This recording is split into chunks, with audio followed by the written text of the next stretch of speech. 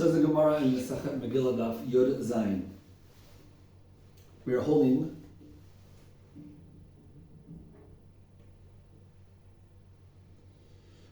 two lines from the bottom of Daf Tzad on the base. Amar Rabbi Amar Rabbi Yitzchak Bar Shmuel Bar Marta. Gedol Talmud Torah yoter mikbud avim. Learning Torah is greater than doing a kibud av avim. שכל אותן שנים שהיה יעקב אבינו בבית עבר לא נענש. All the years Yaakov Avinu was in Beit Ever. Beit Ever was the base medrash. Ever was the grandson of Shem. Shem, Cham, and Yafes, the three sons of Noach. Ever was his grandson, and Ever was a very, very serious Talmid Chacham, and he led the Torah in that time. So Yaakov Avinu, when he left Yitzchak, after he got the brachas, he went and he learned Torah at the house of Ever, base medrash of Ever. He spent there 14 years, and then he went on to Lavan and spent 20 years with Lavan, 7 years for Rachel, 7 years for Leah, or first Leah, then Rachel, and then 6 years working for Lavan, making a living. So, the Gemara says here that he was punished for spending 22 years doing his own thing and not spending time with his father, Yitzchak and Rivka. So he went against Kibud Avim, so he was punished for taking 22 years to find a wife. He was punished Mida Keneged Mida for 22 years, and he was distanced from his son Yosef. Now, the Gemara will calculate exactly why 22 years, and the Gemara will prove to us that even though he spent much more time than 22 years, the exact number is actually 36. He spent 36 years away from his parents. Still, since 14 out of those 36 years, he was busy learning Torah, so we do not consider those the 14 years as part of the calculation and as a punishment. As in, with the time he spent studying Torah at the house of Eber, it was not begeder zilzul avaim, and it does not go against the mitzvah of honoring their father and their mother. Now the Gemara will prove itself how really he spent 36 years and not 22 years, and how still he was not punished for it. Says the Gemara, Lama nimnu shnotav shel Yishmael. Yishmael was a big Rasha. He did tshuva in the end of his days, but it was a big Rasha. Why does the Torah bother counting how many years he lived? Why do we care that he lived 137 years? Why do we care? Why did the Torah bother mentioning it? Says the Gemara, in order to tell us how many years Yaakov lived and what he did and how old he was at every station of life. Says the Gemara. Now guys, follow with me. This is a little complicated. A lot of numbers here. So hopefully, if you don't get it the first time, then rewatch it. Try till you actually get it. But it's just numbers. Says the Gemara. Dichtiv ve'ele shnei chayei Yishmael me'at shana 30 shana v'sheva shanim. 137 years old. Kama kashish Yishmael v'Yitzchak. How much older was Yishmael than Yitzchak? Arbei sar shnin. 14 years older. Dichtiv Avraham ben 80 shana v'shesh shanim beledet Hagar Yishmael Avraham. Uktiv Avraham ben 100 shana b'veled lo Yitzchak. So you see there was a 14-year distinguishment between age gap between Yishmael and Yitzchak. Uktiv, it said afterwards, Yitzchak ben 60 shana beledet otam. Yitzchak was 60 years old when he gave birth to Yaakov and Esau.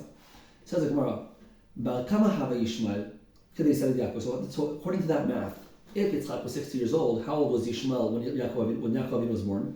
Bar shivim ve'arba. Because there was a 14-year gap between Yitzchak and Yishmael. So he was 74 years old when Yaakov was born. Kama paishan b'shnei. How many years does he have left? From 74 till 137. Shitin utlas, 63, right? 137 minus 74 is 63. So he had 63 years left until he died. Vetanya. So we know, by definition, we know that Yaakov Avinu was 63 years old when Ishmael died. Since there was a 63-year gap since there was a 74-year gap between him and Yaakov. So when Ishmael was 137 and he died, Yaakov Avinu was how old? 63. Makes sense. ותניא היה יעקב אבינו בשעה שנתברך מאביו בן 63 שנה. ובו בפרק מת ישמעאל דכתיב וירא עשיו כי בירך וילך עשיו אל ישמעאל ויקח את מחלת בת ישמעאל אחות נוויות. So the Gemara is asking, it says in the verse that Ishmael married the daughter of Ishmael, the sister of Nevios. Ask the Gemara, if I tell you that this girl is the daughter of this man, it's implied that she's also the sister of this boy. Why does it mention once the daughter of this man and the second time the sister of this boy? To teach you So we see that during that time when Esav, after the brachas, he got married, and Ishmael died the same year that Yaakov got the brachas. And it says in the Brisa, it said earlier that he was 63 years old. Okay, Shitin Utlas. So now we know Yaakov is 63 years old when he gets his brachas. Right? So when he leaves his father and mother, he's 63. Now,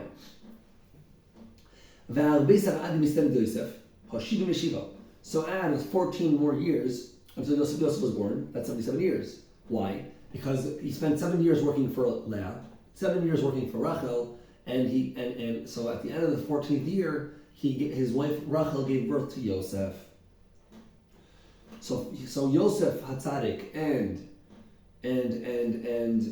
Yaakov are 77 years apart. So we know 77 plus 30, since now Yosef Hatzadik is 30 years old. So now if he's 30 years old, has to add 77 years to that, that's how old Yaakov is going to be. So 30 plus 77 is 107. Right? Sorry, I skipped the line.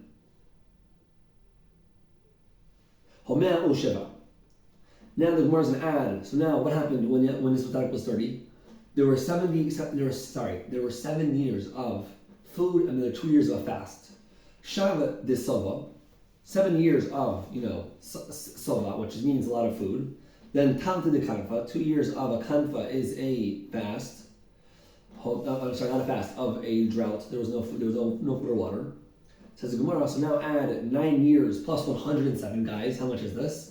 Now we're 116. So by the end of the period with the whole story in Miketz and Veigash, when there was the drought and Paro and Ismatadik and all that, the whole story over there, Yaakov was, after all of it, 116 years old.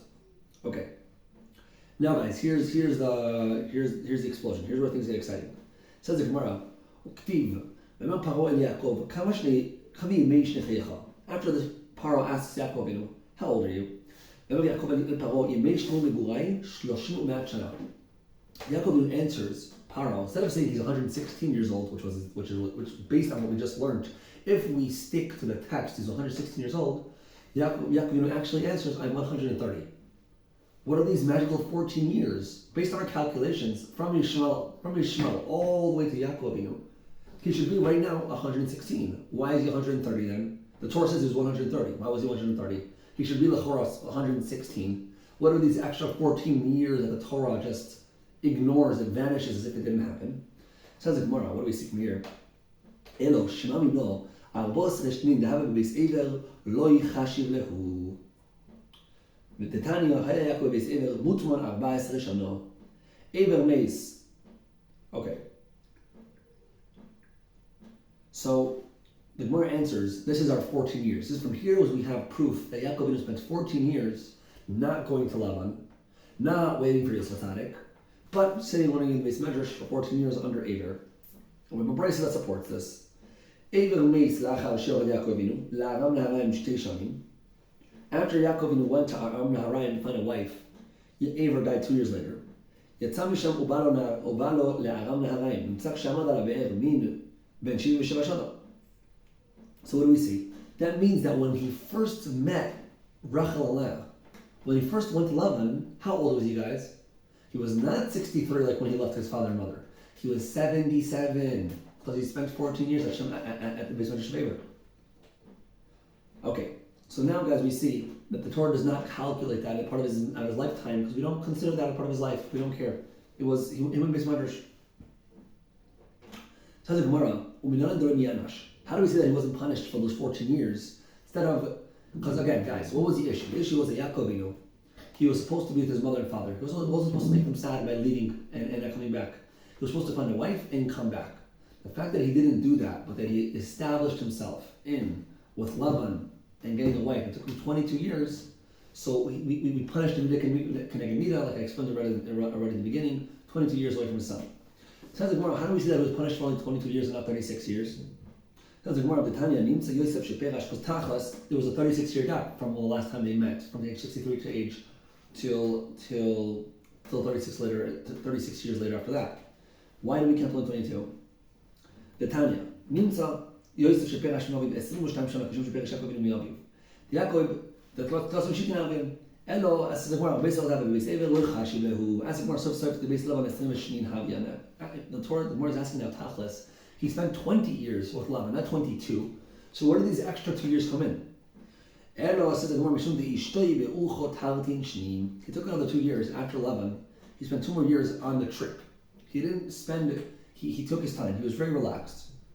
The Tanya with the Brisa. Yatzam me'aram me'aim ubaro leSukkot. He spent 18 months in Sukkot. Sukkot not as in the Chag, but there was a place called Sukkot. So what does Sukkot mean? When do we spend time outdoors? In Sukkot, in summer. So that's one. Summer 6 months, right? Avinu Bait, he made a house for himself. That means winter. So that's 12 months. But Sukkot, again, he did spend another summer, that's 18 months.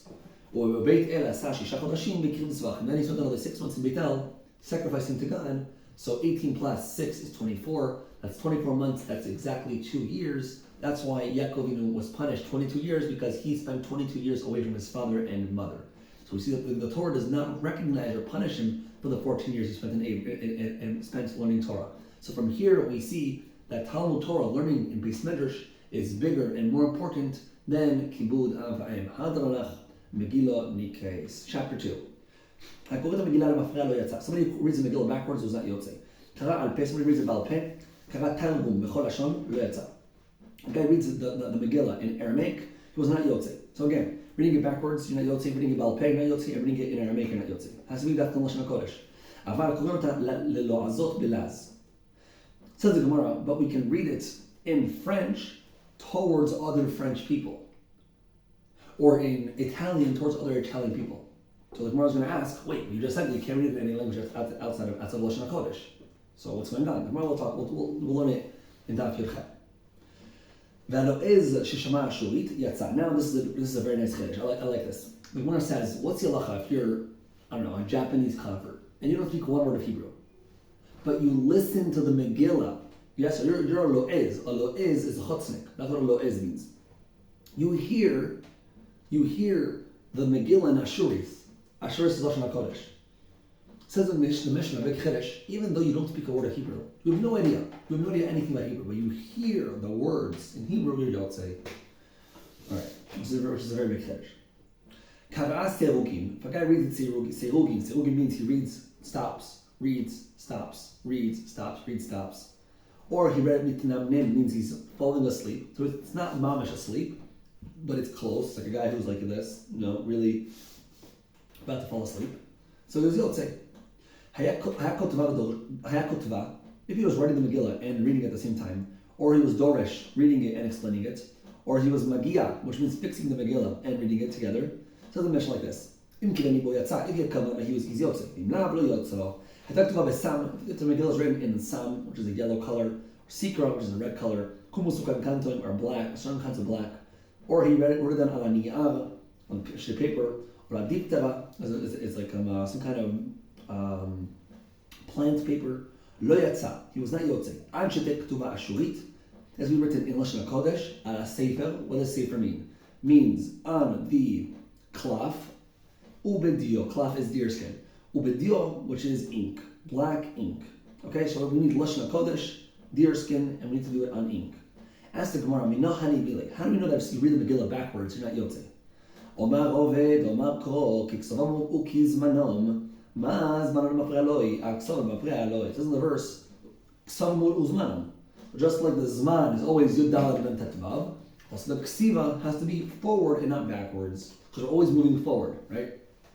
So ask the Gemara, wait, there's no mention of reading the Megillah. The verse is talking about the actions, not the reading. The reading is not an action. The reading is a remembrance, is a zikaron. The actions are is the meal, is the mishlach manos, matnos avyonim. Those are the actions. The verse talking about asiya. We have a new verse. So we see zechira and asiya are compared. Iskash and zechira asiya. Ma asiya mafreya loy, abschira mafreya loy. Says the Gemara, says the Bryce like this. Tane, v'chem b'halel v'chem b'kriyat shema u'b'tefila. Ask the Gemara, how do we know that? Where do we know that halal needs to be done dafka forwards, not backwards. The Gemara is giving us 4 proofs. So we see that the Megillah has to be read from Mizrach to Marav, which means forwards and not backwards. So it says in the verse, Zeh Yom Aseh Hashem. So we see like Hayom, the daytime is always moving forward, right? We have 10 a.m., 11 a.m., 12 p.m., 1 p.m., so time is always moving forward. Yehi means like it's, again, this is all over Shas, this idea of Havaya, like the situation as is, and not to change it. So Yehi Shem Hashem Borach means that the way we talk about God is always in a Yehi kind of form, which is always in the way it is. We don't change what it is. We'll tell that to Christians. It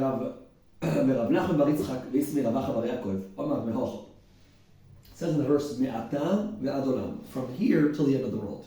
So we're always in one motion. We don't change it. Okay. So we already covered Hallel. We already have 4 different sources why Hallel is read from beginning to end. Kriyat Shema, about Kriyat Shema, says more like this, the Tanya, the Brisa. Kriyat Shema kiksovo, divrei Rebbe. Kriyat Shema has to be read Dafka in Lashon HaKodesh, in Hebrew.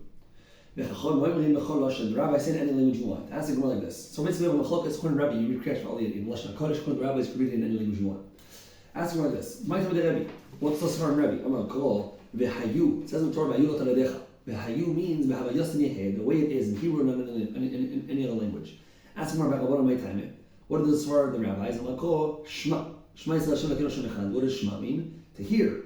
And in any language you hear, it's enough. Ask the Gemara, Rabbi also wants the word Shema. So what does he do with the word Shema? It says the Gemara, Hami boile Hashma leoznecha mashata motzi picha. There's halacha for Rabbi that they hear what you're reading. You don't hear what you're reading in Kriyat Shema, you are not yotzing to read the Kriyat Shema again, according to Rabbi. According to the rabbis, you're yotzing with the Evid, even if you can't hear what you're reading. But the Evid. So the Shulchan Aruch says you have to obviously hear what you're saying, but the Evid, it's enough. So the Rebbeinu is halacha. Okay. The Rabbanan Savi Kiman Damar HaKodesh Shema Lo Yishmer Oz Lo Yotzam. The Rabbanan Nami Yaksiv V'hayu. It says V'hayu. What do they do with the word V'hayu? V'hayu means all in Hebrew. Hahu Mimoyle Shelo Yikran Mafreya. The way you read the Krish was only from beginning to end, not from end to beginning. Ask the Gemara. The Rabbi Shelo Yikran Mafreya. What does he do? How does he know this? The halacha you can't read it backwards. Says the Gemara. He learns from the word it means Dvorim Had Dvorim with the Hey. Had Dvorim means this way, not any other way. The Rabbanan Dvorim Dvorim Lemashmalehu. Says the Gemara. Let me say about Rabbi. So maybe from Rebbe here we can see that according to Rebbe, everything else you can do in any other language. That's why we needed a special teaching to teach us that in Kriyat Shema it's not in Hebrew. Because if you want to think that the Torah was said in Lashon HaKodesh, why did the Torah then bother in writing the word in V'hayu? To teach you that it was in Lashon HaKodesh. Don't say V'hayu. I would have guessed it that it has to be done in Lashon HaKodesh. So we can prove from here that according to Rabbi, the whole Torah Kul is always in other languages as well. You can read it in other languages. Sounds like Gemara, no. Itzarich, we needed the word V'hayu. Shema kerabbanon k'zalachon V'hayu. What if talking the word Shema to add any other language? So the word V'hayu was to teach us that we can't read it in any other language, dafka in Hebrew. These are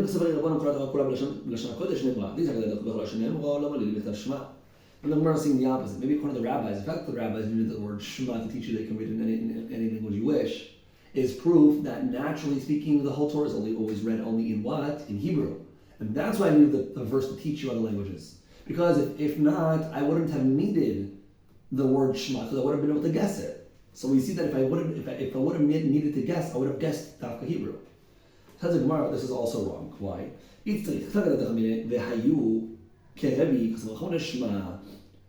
the Gemara says that Kriyat Shema is different because it says V'hayu in Kriyat Shema. So one would have thought V'hayu means only in Hebrew. That's why we learned from the word Shema to teach you, even in other languages it is kosher. Okay, so now guys, we are up to Shmoneh Esrei. We said that Hallel, Kriyat Shema, and Shmoneh Esrei, you cannot read them backwards. We already proved Hallel, we already proved Kriyat Shema from the word Dvorim or V'hayu, whichever opinion you follow. Now we're going to read the final Shita, which is Tefillah. Shmoneh Esrei. Now Shmoneh Esrei has to be read dafka in a certain mannerism and not to change it. Says it more like this. Very interesting brisa. Very, very, very interesting brisa. Says it more like this. The Tanya. Shimon HaPakuli הזדיר 18 ברכות לפני רבן גמליאל על הסדר ביבנה. Shimon HaPakuli, he organized 18. Says the Gemara.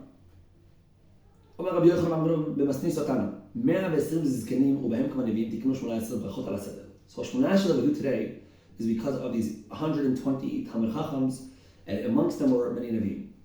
So now the Gemara is going to explain why we daven in a certain manner. So we do Avos first, then we do Kvura, then we do Kedusha, then we have Atachon and Adat, then we have Tshuva, then we have Slicha, then we have Geula, then we have Refuah, then we have money, right? All of these brachas, where do they come from? Where does this seder come from? This order, this structure that we have in the Gemara, where does it come? Where does it start from? Says the Gemara. Tanu Rabbanan. A very important amud. Highly recommend everybody to know this one Balpeh. Tanu Rabbanan, Minayin Shamrim Avot. Where do we know that we say Avos? That we remind God about Avraham, Yitzchak, and Yaakov every time we daven Shemona Esrei. So where do we get this idea from? It says the Gemara, it says like this. It says in the verse, Havu Hashem B'nei Elim. When you want to come in front of God, make sure you announce B'nei Elim. El is power. So it's the Nefesh Chaim Aleph calls it. So it's El is a reference to a higher level of power, like a politician is called an El. A Dayan is called an El. Somebody of power is called an El. So it's smart to remind God about the Elim. The Elim are a reference to Avraham, Yitzchak, and Yaakov. When I'm showing the Gevuros, how do we know that we talk about the Gevuras of God, the strength of God, which is the Geshem, the rain, bringing Tchias Mesim. Shenema says afterwards in that verse later, it says Havul Hashem Kavod Va'oz. Oz is Gevura. U'minan Shomrim Kedusha is how do we know that we do Kedusha after we do Gevura? Shenema Havul Hashem Kavod Shmo Ishtachavu Hashem Behadrat Kodesh. So we see that we were supposed to announce that is Kodesh after Gevura. Now, why do we talk about Das, Tachon Das, right? Where do we get this idea of Bina after Kedusha? Shneimar v'hikdishu es Kadosh Yaakov es Eloi Yisrael ya'aritzu. So we're talking about Kedusha. What does it say afterwards? So smichle v'yadu toitei ruach Bina. So we see that Bina comes after Kedusha. Omar u'omar tshuva chad Bina. Why do we do tshuva after Bina? We ask God to do tshuva. Why? That first he has to understand the difference between good and bad through Bina, and then he can do tshuva. Vashav is talking about tshuva. As the tshuva. If we follow the verse literally, what does it say, guys? Vashav. Shav is tshuva. Verapalo is talking about refuah. So why don't we do refuah right immediately after tshuva? Why do we do slicha after tshuva? Why not do refuah? It says the Gemara, this is not correct. Why? To do refuah after tshuva. So we see that after tshuva there's slicha. That's the Gemara. Okay, Tachlis, you have two verses. Why do we go after this one? Why not go to the previous one, which says refuah first? It says the Gemara, a third verse. It says so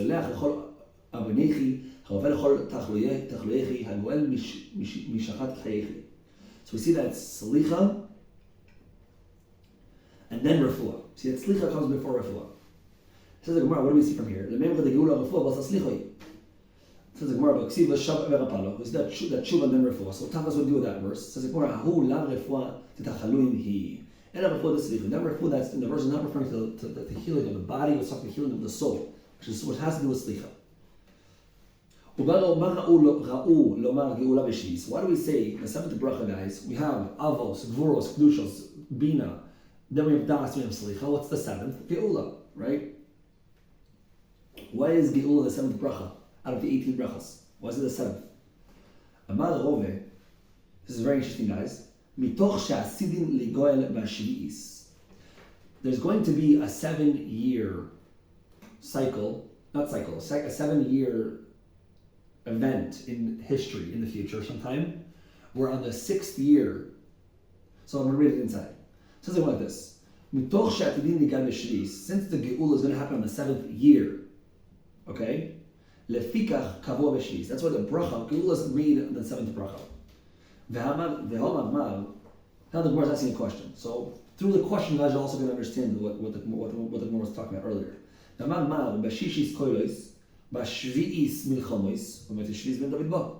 We see from the Gemara Sanhedrin that the way it's going to work is going to be 7 years. Okay, year 1, 2, 3, 4, 5 is going to be some kind of drama. Year 6 they're going to talk about the Mashiach coming.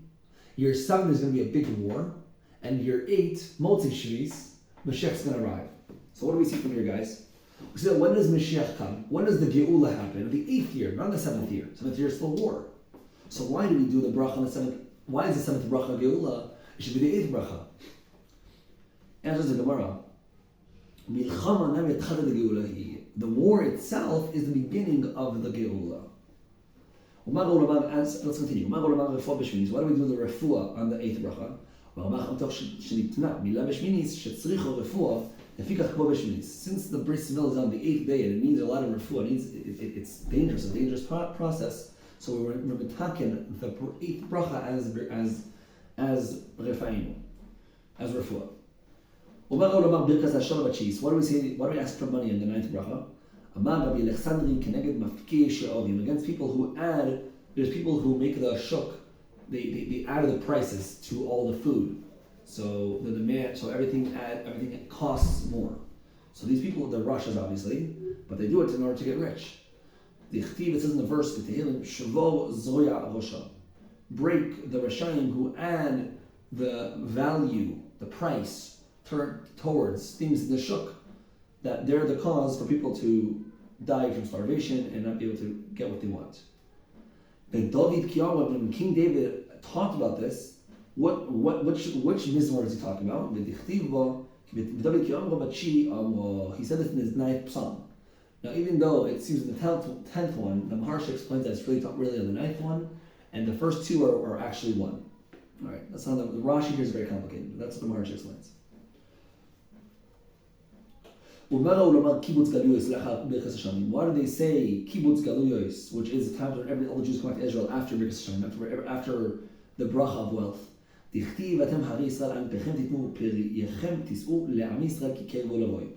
verse, we see from the verse in Hosea that there's going to be a lot of wealth in the world, and then everybody's going to come back to Israel. That's how it's going to work. So when we're asking God about bringing all the Jews back to Israel, we first have to ask for God to give us all money.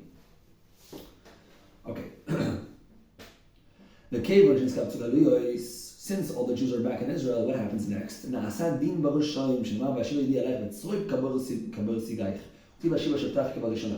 what do we see?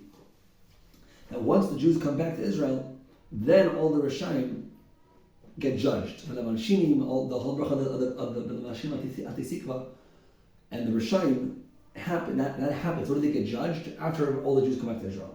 וכיוון שנעשה דין מן הרשעים, כלו הפוישים וכל הזהירים עמהם, שנאמר אשר הפוישים וחתם יחדיו, כיוון שכלו הפוישים ישרדו מזכיר צדיק נכתיב, וכל כאלה רשעים אגדע, תמם מלכם לצדיק. And after Rishayim are gone, and then we have the next bracha, which is Latzadikim, which happens only after Rishayim are gone. כולל גרי הצדיקים עם הצדיקים שלמה, and Geri Tzadik are also involved in the bracha. Like we see in the bracha, we have tzadikim and also the Gerim are involved in the bracha. שנאמר בפני סבא תקום ודעת פני זקן, which the verse is talking about a Talmid Chacham, about a tzaddik. Zaken is Zaken Chacham, was not an old person, but it's referring to a Talmid Chacham. So we see that a tzaddik convert is like a tzaddik in Mamish. Where do the Jews, where do the tzaddikim receive the Kevin Na'ol? Where do they receive the light of God? Says the Gemara, they receive it in Jerusalem. Once Jerusalem is built, then King David comes and arrives, which is Torah referring to Mashiach. So Mashiach only comes after Jerusalem is built.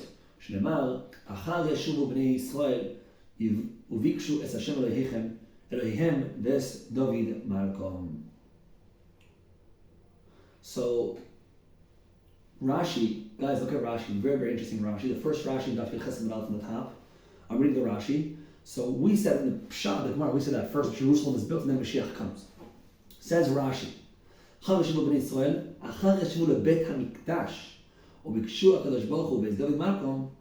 that's when Mashiach comes. So according to Rashi, the reference to building Jerusalem is actually talking about Beis HaMikdash. So according to Rashi, first you need the Beis HaMikdash and then Mashiach. So don't get so like nowadays we all say, oh Mashiach this, Mashiach that. It's irrelevant until there's a Beis HaMikdash. The whole parsha of Mashiach doesn't even start yet. First has to be a Beis HaMikdash, according to Rashi in Masechet Megillah, Daf Yud Zayin. Okay, we are going to stop here. This is the end to Daf Yud Zayin Masechet Megillah.